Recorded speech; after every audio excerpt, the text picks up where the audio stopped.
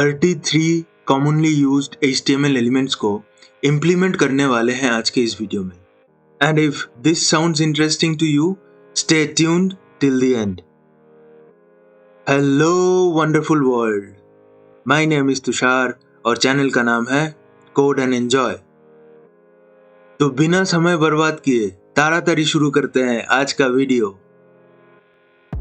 तो सबसे पहले कंट्रोल शिफ्ट के साथ कमांड प्रॉम्प्ट को रन एज एडमिन कर लेते हैं। Then will navigate to the D drive. फिर यहाँ पे एक HTML3 के नाम से फोल्डर बनाते हैं और इस फोल्डर में नेविगेट कर लेंगे। यहाँ टाइप करेंगे कोड स्पेस डॉट और हमारा फोल्डर VS कोड में ओपन हो चुका है। वेलकम स्क्रीन को क्लोज करके एक index.html फाइल बनाएंगे और यहाँ पे क्विकली एक बॉयलर प्लेट जनरेट कर लेंगे। फिर कंट्रोल B से साइड बार को हाइड कर लेंगे। कमेंट टैग को यूज करके हम अपने रिक्वायरमेंट वाइज सोर्स कोड को एक्सप्लेन कर सकते हैं। कमेंट्स ब्राउजर में डिस्प्ले नहीं होता, अभी तो यहाँ पे बस 10-12 लाइंस के ही कोड है, लेकिन जब ये हंड्रेड्स ऑफ लाइंस हो जाएंगे तो कमेंट के मदद से इसे मैनेज करना आसान हो जाएगा।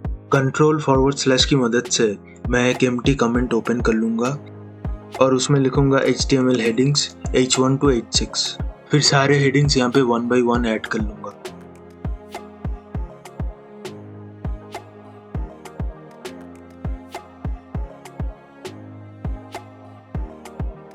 फिर इस पेज को लाइव सर्वर के थ्रू ब्राउजर में ओपन कर लूंगा। H1 से लेके H6 तक सारे एलिमेंट्स हेडिंग्स को रिप्रेजेंट करने के लिए यूज किया जाता है। मोस्ट इंपॉर्टेंट हेडिंग के लिए H1 and least important heading के लिए H6 को यूज करना चाहिए। एक HTML पेज में बस एक ही H1 एलिमेंट को यूज करना बेस्ट प्रैक्टिस माना जाता है। BR टैग से सिंगल लाइन ब्रेक को इंसर्ट किया जा सकता है। बिना किसी एक्स्ट्रा इंपॉर्टेंस के किसी टेक्स्ट को अगर बोल्ड करना है तो B टैग का यूज कर सकते हैं।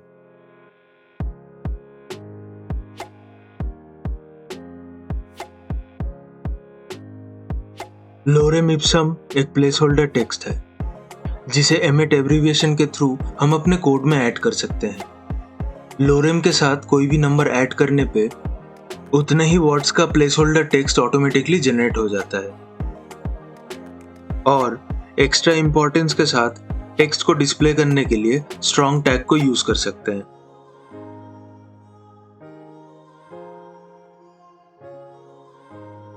B टैग और स्ट्रॉन्ग टैग में विजुअली कोई डिफरेंस नहीं है, लेकिन ये दोनों टैग ब्राउजर के लिए डिफरेंट है।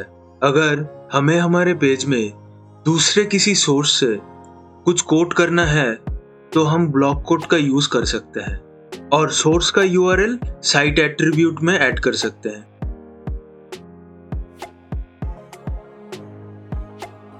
ब्राउजर ब्लॉक कोड में ऑटोमेटिकली कुछ इंडेंटेशन ऐड कर देता है। नेक्स्ट, किसी भी टेक्स्ट को स्ट्राइक थ्रू करने के लिए del टैग को यूज कर सकते हैं।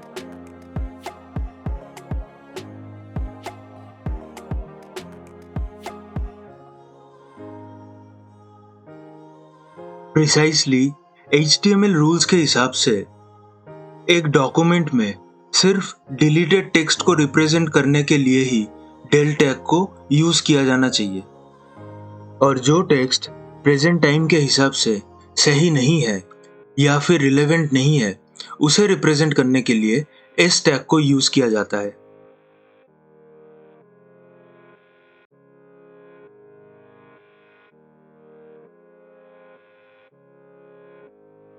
फिर अगर किसी टेक्स्ट को एम्फसाइज करना है तो EM टैग को यूज कर सकते हैं, जिसका कंटेंट ब्राउजर में इटैलिक टेक्स्ट में डिस्प्ले होता है।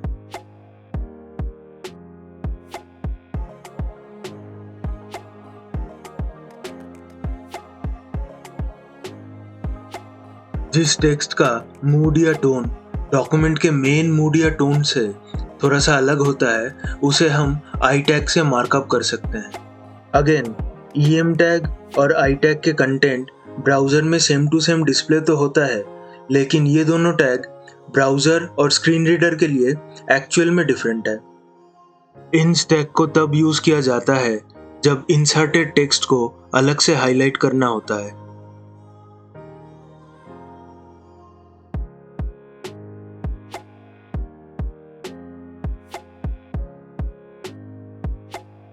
HTML रूल्स के हिसाब से अगर ऐसा कोई टेक्स्ट है जिसे प्रॉपरली एक्सप्रेस नहीं किया गया है और उसका स्टाइल नॉर्मल टेक्स्ट के स्टाइल से अलग है, तब उसे रिप्रेजेंट करने के लिए यू टैग को यूज किया जाता है।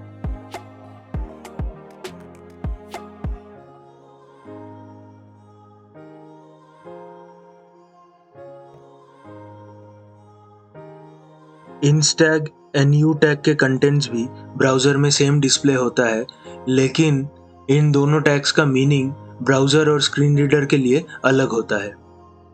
Specific spaces and line breaks के साथ अगर किसी टेक्स्ट को ब्राउजर में डिस्प्ले करवाना है, तब प्री टैग को यूज किया जाता है।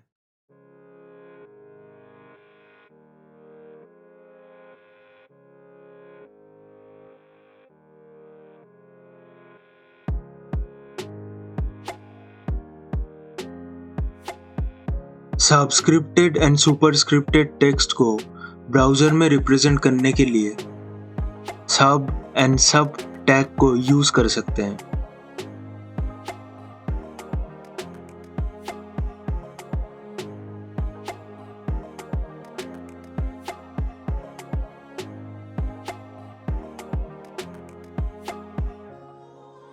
एक HTML पेज में यूजर इनपुट को कैप्चर करने के लिए फॉर्म एलिमेंट को यूज कर सकते हैं, और एक टिपिकल फॉर्म में लेवल एलिमेंट के साथ एक इनपुट एलिमेंट और एक बटन एलिमेंट को यूज किया जाता है।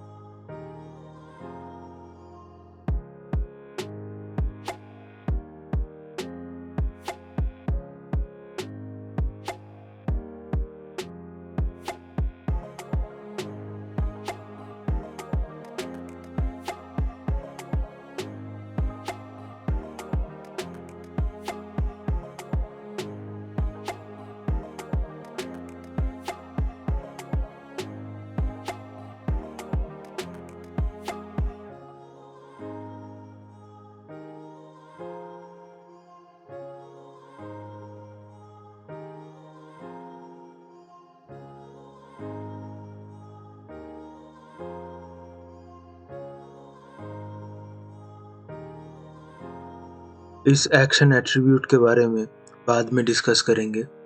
ये first name level element first name input element के साथ एसोसिएटेड है, और ये last name level element last name input element के साथ एसोसिएटेड है। ये बटन एलिमेंट एक क्लिकेबल बटन को रिप्रेजेंट करता है। इनपुट एलिमेंट के साथ लेवल एलिमेंट को यूज करना एक बेस्ट प्रैक्टिस है। एक लेवल एलिमेंट कंटेंट लेस भी हो सकता है। एसोसिएटेड लेवल का फॉर एट्रीब्यूट एसोसिएटेड इनपुट के आईडी एट्रीब्यूट से एग्जैक्टली मैच होना चाहिए। आईडी एट्रीब्यूट एक HTML एलिमेंट को यूनिकली स्पेसिफाई करता है, मतलब एक HTML डॉक्यूमेंट में सेम आईडी को दो सेपरेट एलिमेंट के लिए यूज नहीं कर सकते। इन दोनों इनपुट एलिमेंट का टाइप है text. Apart from this, other types of input are also available, like email, number, button, checkbox, radio, etc. अगर हम अपने फॉर्म में एक रीसाइजेबल टेक्स्ट बॉक्स को यूज करना चाहे, तो टेक्स्ट एरिया एलिमेंट को यूज कर सकते हैं।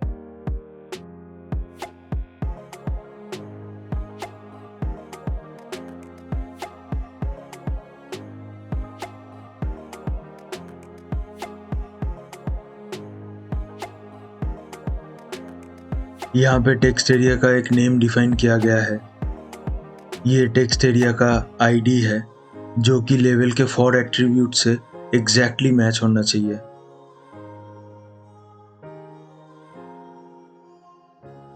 कॉलम्स विजिबल विड्थ को डिफाइन करता है और रोज विजिबल लाइंस को। अब एक यूजर इस बॉक्स में अपना कमेंट्स टाइप कर सकता है और अपने हिसाब से इस बॉक्स को रीसाइज भी कर सकता है।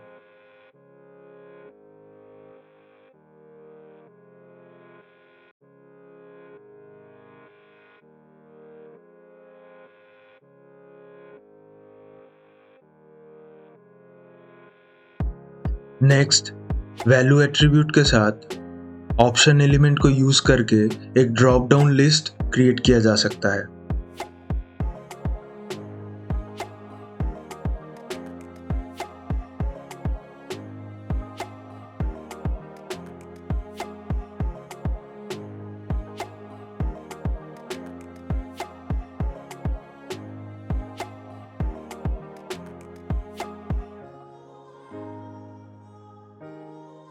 ऑप्शन एलिमेंट सिलेक्ट एलिमेंट के अंदर नेस्टेड होता है और तब जाके एक ड्रॉप डाउन लिस्ट बनता है। एक HTML पेज में इमेज को सेट करने के लिए img टैग को यूज किया जाता है। एक्चुअल में इमेज वेब पेज में इंसर्ट नहीं होता है। img टैग के थ्रू इमेज और वेब पेज को बस लिंक किया जाता है। तो अभी एक इमेज इस पेज में ऐड करके देख लेते हैं। सबसे पहले कंट्रोल बैकटिक के मदद से मैं अपने VS कोड के टर्मिनल को ओपन कर लूँगा और अपने रूट डायरेक्टरी में एक फोल्डर क्रिएट करूँगा इमेजेस के नाम से।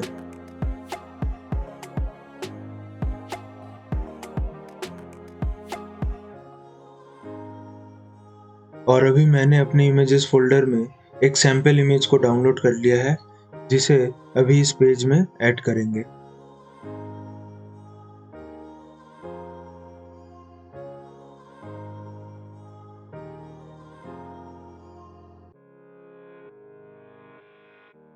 अभी ये इमेज अपने ओरिजिनल रेजोल्यूशन के साथ डिस्प्ले हो रहा है, जो कि काफ़ी ह्यूज है।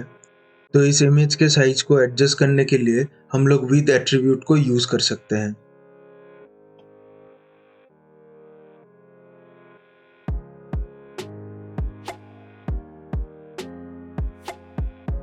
एक इमेज को HTML डॉक्यूमेंट में मार्कअप करने के लिए फिगर एलिमेंट को यूज किया जा सकता है।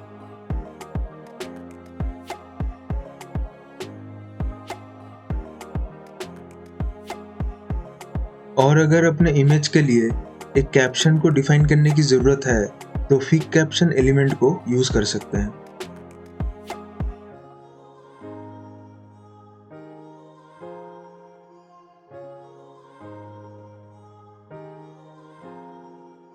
नेक्स्ट, एक हाइपरलिंक को रिप्रेजेंट करने के लिए ए टैग को यूज किया जाता है।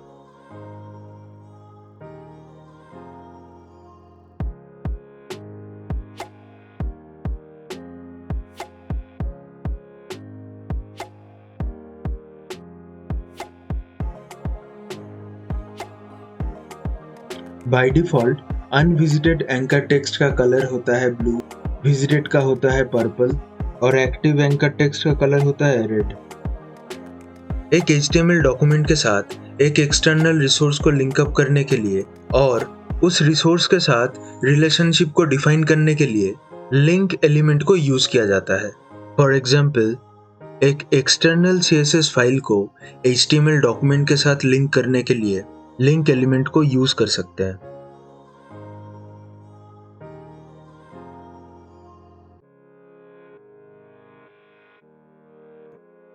अभी ये एक्सटर्नल स्टाइल शीट HTML के साथ सक्सेसफुली लिंक हो चुका है, लेकिन पेज पे कोई डिफरेंस इसलिए नहीं दिखेगा क्योंकि हमारा स्टाइल शीट अभी ब्लैंक है। एक सेट ऑफ नेविगेशन लिंक्स को रिप्रेजेंट करने के लिए nav एलिमेंट को यूज किया जाता है।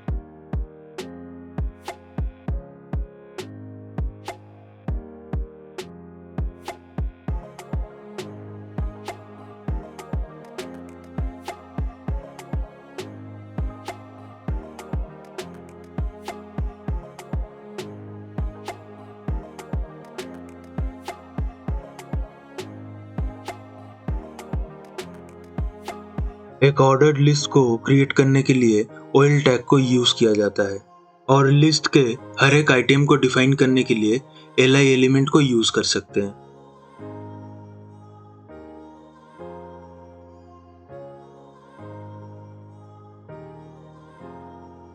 एक ऑर्डर्ड लिस्ट आइदर न्यूमेरिकल और अल्फाबेटिकल हो सकता है और एक अनऑर्डर्ड लिस्ट नंबरलेस होता है।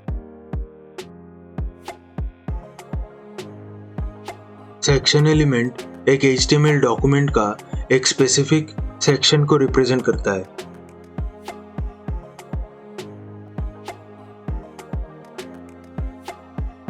आर्टिकल एलिमेंट को HTML डॉक्यूमेंट में इंडिपेंडेंट कंटेंट को रिप्रेजेंट करने के लिए यूज किया जाता है।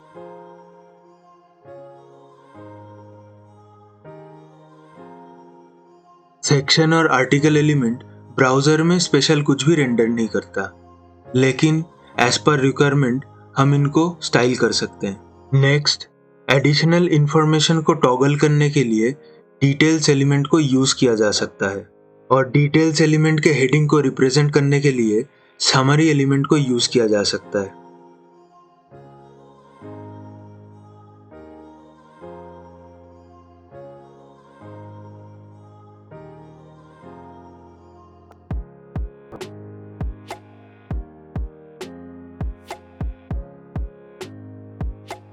एक्सटर्नल जावास्क्रिप्ट फाइल को HTML डॉक्यूमेंट के साथ लिंक करने के लिए स्क्रिप्ट टैग को यूज किया जाता है।